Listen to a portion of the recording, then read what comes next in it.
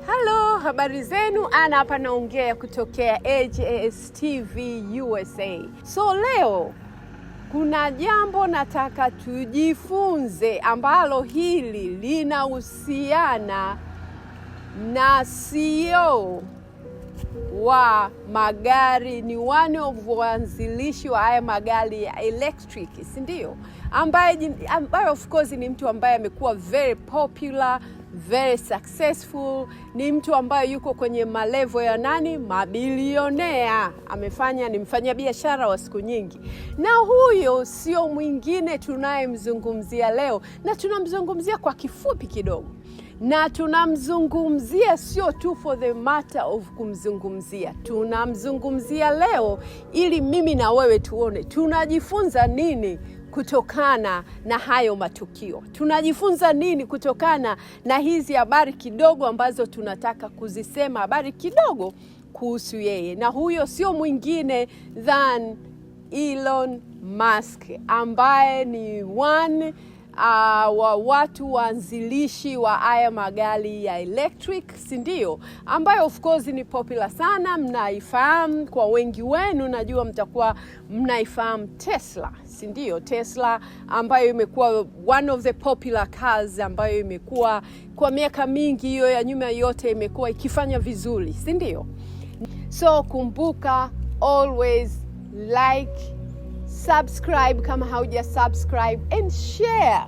Okay, so let's go back katika habari yetu ya leo. Elon Musk, ambaye wengi kama mna taarifa na ambao hamna taarifa, basi Elon Musk kuanzia mwaka huu wa 2025 January alikuwa ni one of the top waliochaguliwa kuingia katika executive ya Mr. President wa hapa Marekani, si ndio? Mr. Trump.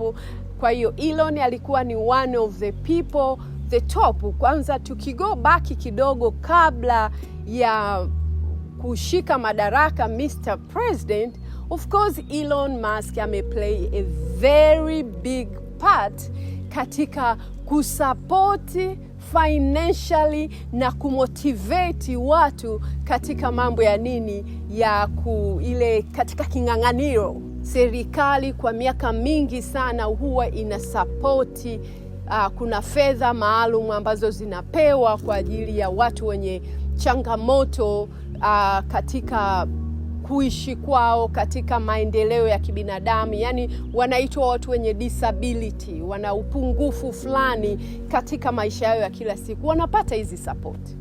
Lakini hizi pia zinaenda kuwa limited, kuwa crushed. Yani mabadiliko haya yanayofanywa kutoka ngazi za juu yanaenda kuaffect watu wengi. Sio yanaenda tu kuaffect, yameshaanza kuaffect, including hata hii ambayo ni very popular ya immigrants, watu kurudishwa makwao, ambao kuna vizingiti, kuna sababu maalum ambazo zinawafanya warudishwe. Labda kuna sababu maalum ambazo wanaamua kuwarudisha. Sijaje kuongelea kuhusu mambo ya uhamiaji leo, kwa hiyo sitaingilia hicho kipengele sana. Lakini nimekuja kuongea kitu ambacho mimi na wewe tukumbushane.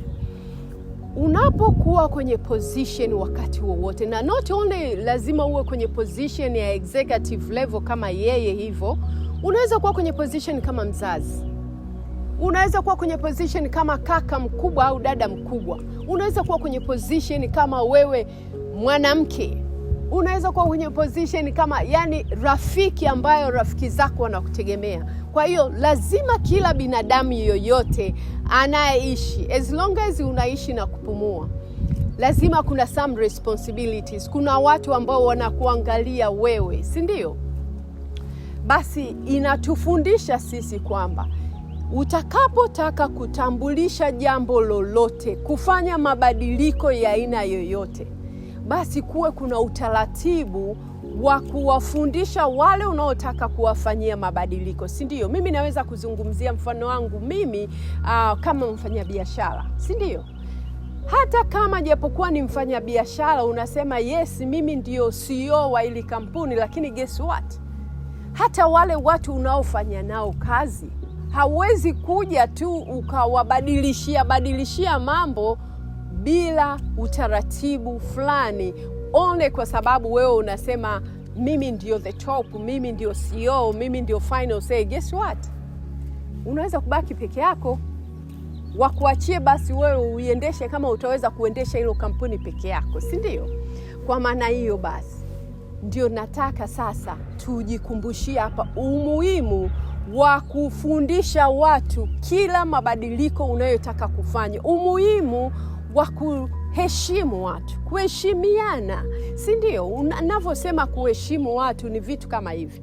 Unapofanya mabadiliko ya aina yoyote, kuwa na utaratibu wa kuwaeleza watu. Hatuwezi kujua probably mimi na wewe really down the road kwamba ni faida gani italeta other than haya changamoto tunayoona saizi, si ndio? Kwa hiyo kuna taratibu za kufundisha watu, kuwaeleza watu utaalamu.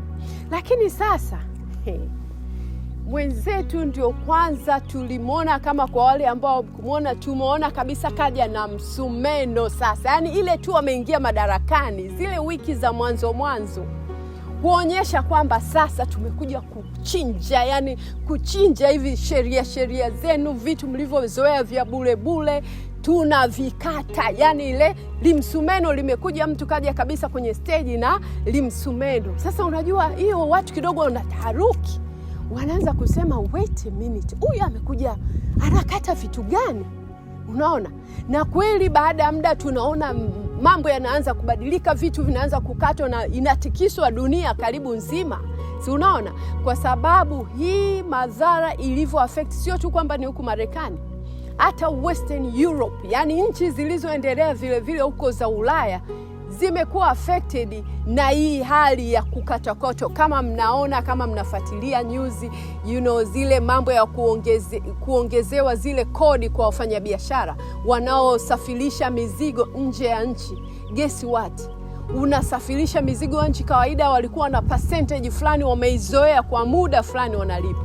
Lakini mabadiliko sasa yalivyokuja kwamba kila kitu kinaongezeka, guess what? Hata hizo nchi nyingine zikasema wait a minute, na sisi pia tunaweza kurudisha mashambulizo.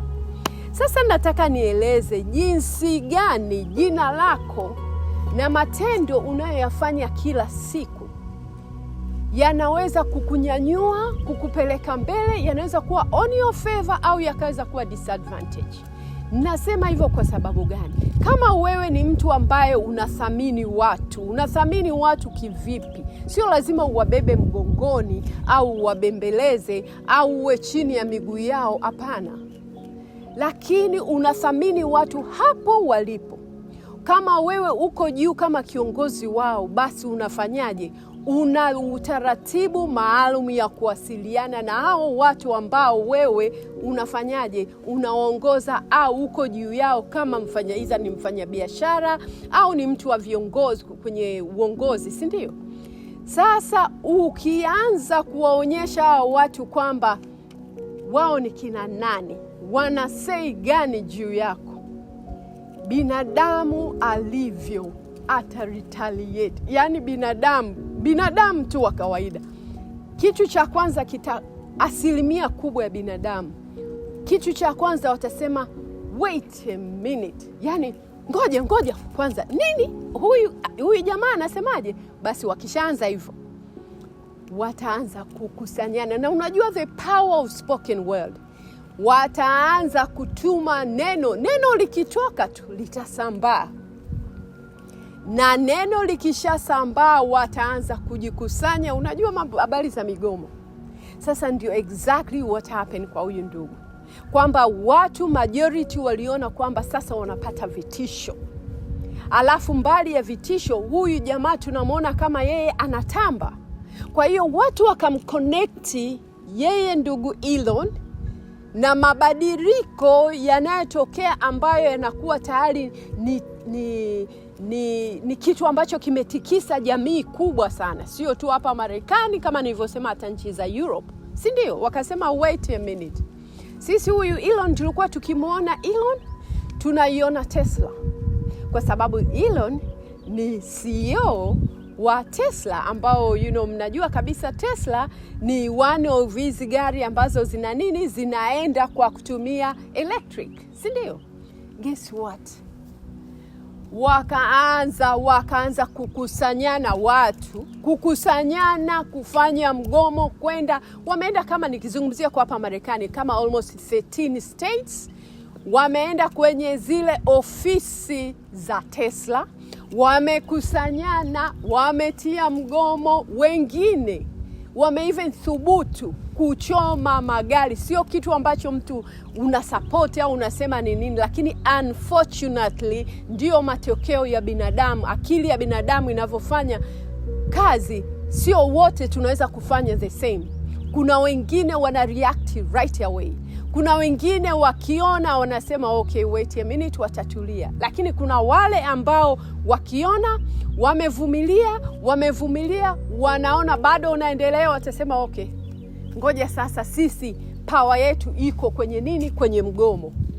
So nilicholeta leo ili tukumbushane kwamba kumbuka, mimi na wewe tunawakilisha something. Probably mimi nikisimama hapa naweza kusema mimi sina hayo, mimi sio bilionea, na mimi sio milionea, na mimi sina mali hiyo mingi. Lakini guess what? Kuna kitu kiko attach na wewe kama binadamu. Jiulize tu, iza una watoto au wewe kama wewe of course una wazazi. Yani unaweza kuanzia kwenye watu, yani una ndugu, una familia. Kwa hiyo hata kama ukisema mimi sina material yoyote, guess what? Utakapofanya upuuzi katika jamii, utakapofanya ubaya katika jamii, au utakapo kutowatendea watu wengine vibaya, inarudia kile kizazi chako. Na kama huna kizazi, basi wale wanaokuhusu wewe, ndugu zako, wale wa karibu kabisa, familia, lazima kuna mtu atakuwa affected. Kwa hiyo ndugu yangu, ni vizuri, ndio kwanza kitu kile cha kwanza, kuishi na watu vizuri. Umeona? Kuheshimu watu, it does not matter wewe uko katika level gani. Tunaona what happened, ule mgomo wa Tesla umesababisha sasa Tesla kuanzia mwezi wa kwanza, mwezi wa pili, huu ni mwezi wa tatu. Guess what? Zile sales zina drop yani big time, na sio kwamba tu ni hapa Marekani. Sales zina drop huko Europe, yani ndio kabisa sasa they ban. Watu wanaandamana sasa, hapa wanaandamana kila wiki kuonyesha kwamba bwana, sisi habari za Tesla hatuzitaki. Kwa hiyo ile gari yake, yeye ni CEO, ana own maybe like 50% whatever, but it doesn't matter. Yeye ni CEO wa ile kampuni. Matendo, acts zake alizozifanya, hakufanya utaratibu. Yani watu, unajua watu really wanavyopata misaada, sio kwamba wanataka tu maadamu wamepata msaada. Ni misaada ambayo kweli inawasaidia binadamu. Kwa hiyo unavyokuja tena kuwalingishia kama noli, I got the key now, noli, niko topu, sasa mtaniambiaje, mtakoma nyie, na kata. Watu wanaumia, watu wanalia, watu wanakuja kuchoka. Kwa hiyo ni vizuri unapopata position yoyote ile, ndugu yangu, itumie vizuri. Sio tu lazima position kwenye politics. Inawezekana uko kwenye position wewe kama baba au mama. Inawezekana wewe uko position kama kaka mkubwa au dada mkubwa. Inawezekana wewe uko position katika biashara yako. Labda una biashara, it doesn't matter ni kubwa au ndogo.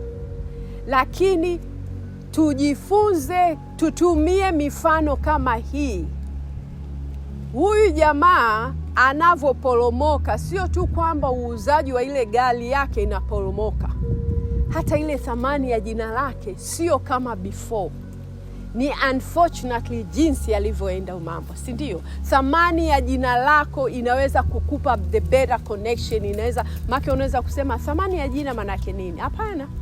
Unaweza kuprotect yourself, ukalinda jina lako, basi lile jina lako ndio litakufanyaje? Litakupa connections. Kwa hiyo ndugu zangu, mimi sikuja hapa kumngonga, kumcheka.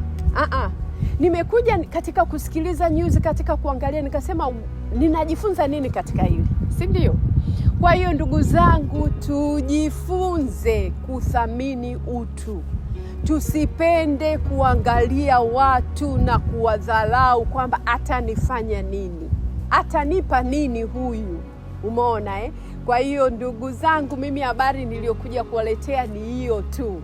Bwana Elon Musk saizi anaiona Tesla yake inashuka thamani. Hata ile stock ambayo si unaona katika mambo ya investment, si ndio? Watu walikuwa wananunua, wananunua inapanda, guess what?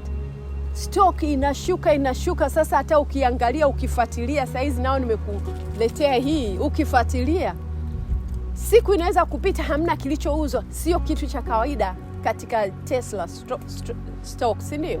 Kwa hiyo unaweza kufanya vitu wewe ukaona ni vya kawaida, mimi nimeshafikia untouchable. Hamna mtu yeyote anaweza kuwa untouchable katika, as long as tuko chini ya jua katika ulimwengu huu. Kwa hiyo Ana hapa from AJS TV USA na kukumbusha tuthaminiane, tuwe na utu wa kuthaminiana. Umeelewa? Basi nakutakia mema. Ana from AJS TV USA. Bye for now. Kumbuka, like, share and subscribe AJS TV USA.